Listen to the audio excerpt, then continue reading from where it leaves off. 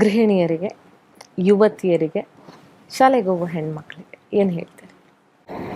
ಮಕ್ಕಳಿಗೆ ಹೇಳೋದು ಇಷ್ಟೇ, ತಂದೆ ತಾಯಿಗಳು ಒಳ್ಳೆಯದನ್ನು ಹೇಳ್ತಿರ್ತಾರೆ. ಮನೆಯಲ್ಲಿ ತಂದೆ ತಾಯಿಯ ಮಾತಿಗೆ ಸ್ವಲ್ಪ ಮನ್ನಣೆ ಕೊಡಿ, ಗೌರವ ಕೊಡಿ.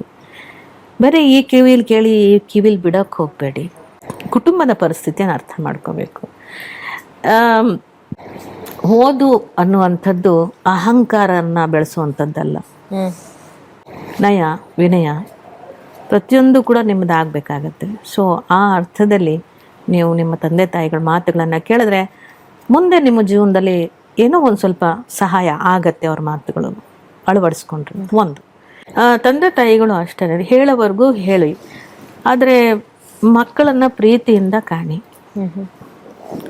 ಮಕ್ಕಳನ್ನ ಪ್ರೀತಿಯಿಂದ ಕಾಣಿ. ಪ್ರೀತಿ ಒಂದೇ ಸಾಕಾಗಲ್ಲ. ನನ್ನ ಅನುಭವ, ಒಂದಷ್ಟು ಸಮಯವನ್ನು ಮಕ್ಕಳಿಗೆ ಕೊಡಿ.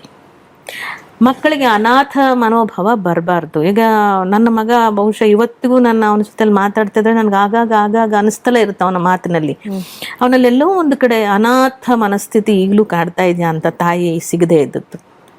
ತಾಯಿನ ತುಂಬ ಪ್ರೀತಿ ಮಾಡ್ತಾನೆ, ತಾಯಿಗೆ ತುಂಬ ಸಪೋರ್ಟ್ ಮಾಡ್ತಾನೆ. ಆದರೆ ತಾಯಿ ಎಷ್ಟೆಲ್ಲ ಪ್ರೀತಿ ಕೊಟ್ಟು ಅವನು ಮಗಳಿಗಿಂತಲೂ ಮಗನ್ನೇ ಹೆಚ್ಚು ಪ್ರೀತಿಯಿಂದ ನಾನು ಕಂಡಿದ್ದೀನಿ ಅಂತ ನಾನು ಅಂದ್ಕೊಂಡಿದ್ದೆ.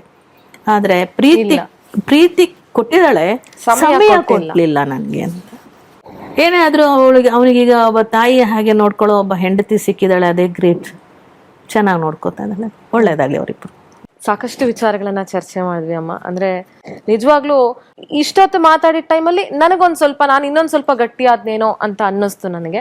ಸೊ ನನ್ನನ್ನು ಅಂದ್ರೆ ಈ ಕಾರ್ಯಕ್ರಮದಿಂದ ಇನ್ನೊಂದಷ್ಟು ಹೆಣ್ಮಕ್ಳು ಖಂಡಿತವಾಗ್ಲೂ ಇನ್ಸ್ಪೈರ್ ಆಗಿರ್ತಾರೆ ಅಂತ ನಾನು ಆ ಅಶ್ಯೂರೆನ್ಸ್ ಅಂತೂ ಖಂಡಿತವಾಗ್ಲೂ ಕೊಡ್ತೀನಿ. ಒಳ್ಳೇದಾಗ್ಲಿ ಎಲ್ರಿಗೂ ಅಂತ ಹೇಳಿ ಧನ್ಯವಾದ ಅಮ್ಮ, ನಮ್ಮ ಜೊತೆಗೆ ಬಂದು ಇಷ್ಟು ತನಕ ಮಾತನಾಡಿದಕ್ಕೆ.